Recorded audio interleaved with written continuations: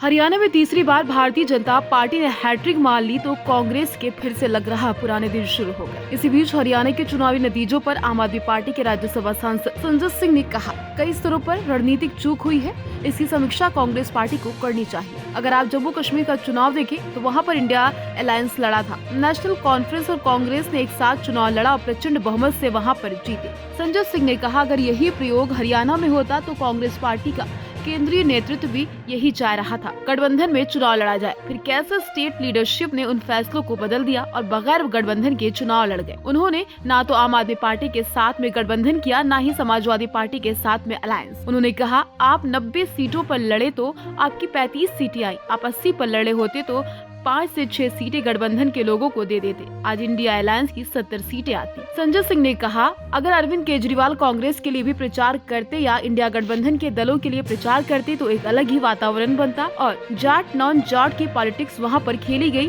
तो इसे भी रोका जा सकता था। इसलिए इन बातों की समीक्षा होनी चाहिए। कांग्रेस पार्टी को ये भी ध्यान देना चाहिए, वहाँ पर स्टेट लीडरशिप के झगड़े के कारण 17 बागी कैंडिडेट खड़े होकर कांग्रेस को हरा गए। संजय सिंह ने आगे कहा, जब कांग्रेस पार्टी ही कांग्रेस पार्टी को हराने में लगी है तो कांग्रेस कैसे जीतेगी।